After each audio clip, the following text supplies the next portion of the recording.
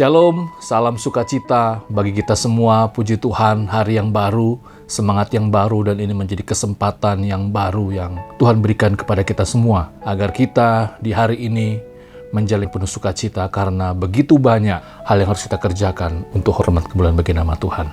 Sebelum kita sama-sama disibukkan dengan berbagai macam tugas tanggung jawab kita, mari kita merenungkan firman Tuhan yang diambil dari Imamat pasal yang ke-6 ayat 8 sampai ayat yang ke-13.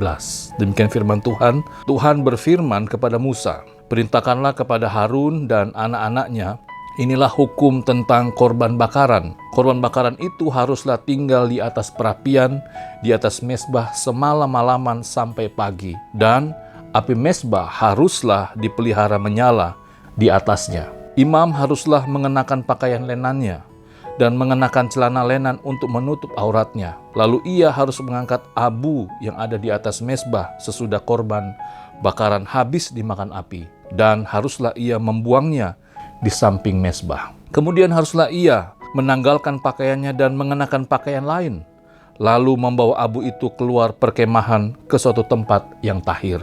Api yang di atas mezbah itu harus dijaga supaya terus menyala, jangan dibiarkan padam. Tiap-tiap pagi, imam harus menaruh kayu di atas mezbah, mengatur korban bakaran di atasnya, dan membakar segala lemak korban keselamatan di atasnya. Harus dijaga supaya api tetap menyala di atas mezbah. Janganlah dibiarkan padam." Demikian bacaan firman Tuhan kita. Berbahagialah yang mendengar dan mengindahkan firman Tuhan dalam kehidupannya hari lepas hari. Wah, Bapak Ibu, jemaat yang terkasih, kalau kita membaca kisah ini, saya teringat betul bagaimana waktu saya masih kecil, ya, ikut oma saya ke kebun. Kami punya kebun di daerah Tomohon, dan memang di daerah Tomohon cukup sejuk sekali. Dan apalagi kalau dalam konteks musim hujan seperti ini, waduh, kami perlu kehangatan dan kami perlu api, kami perlu kayu bakar agar pondok yang di mana tempat kami berada itu tetap hangat. Wah, itu sebuah memori yang tidak bisa dilupakan, ya. Memori seorang cucu dengan kakek neneknya di kebun. Nah, dalam konteks firman Tuhan kita di pagi hari ini, kita juga bisa melihat bagaimana ada sebuah ritual keagamaan yang bisa dikatakan sangat ribet sekali.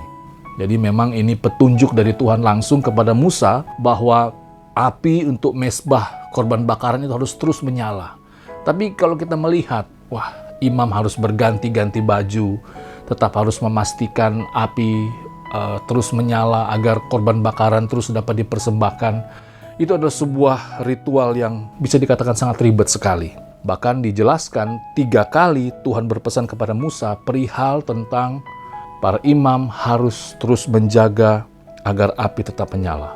Konteks kita saat ini, api juga bisa bermakna sebagai kuasa Roh Kudus yang Tuhan berikan kepada kita sebagai orang percaya. Itu menggambarkan sebuah kuasa, sebuah kekuatan yang Tuhan berikan kepada kita sebagai orang-orang percaya. Agar kita sebagai orang percaya tidak kehilangan semangat untuk terus menjadi saksi, terus menjadi orang-orang yang memberikan dampak positif kepada orang-orang sekelilingnya.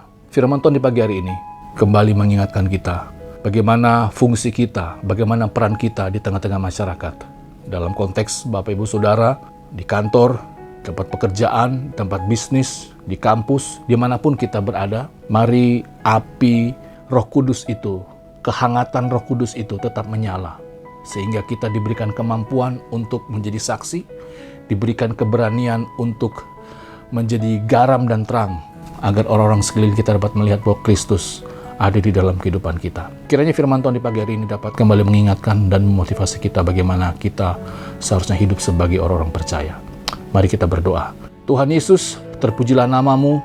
Kami sungguh bersyukur bahwa di hari ini ada waktu dan kesempatan kami kembali lagi merenungkan kebenaran firman-Mu. Kiranya firman Tuhan di pagi hari ini dapat mengingatkan kami bagaimana fungsi dan peran kami di tengah-tengah masyarakat, di tengah-tengah orang-orang yang Tuhan percayakan bertemu dengan kami, agar kami terus menjadi api di tengah-tengah lingkungan yang dingin. Semangat api Roh Kudus itu terus menyala, agar kami terus dapat menjadi saksi-Mu di tengah-tengah orang-orang yang tidak percaya. Terima kasih Bapa, ini doa kami, ini syukur kami. Kiranya Tuhan memberkati apa yang kami kerjakan di hari ini, dan juga memberkati orang-orang yang kami kasihi. Amin.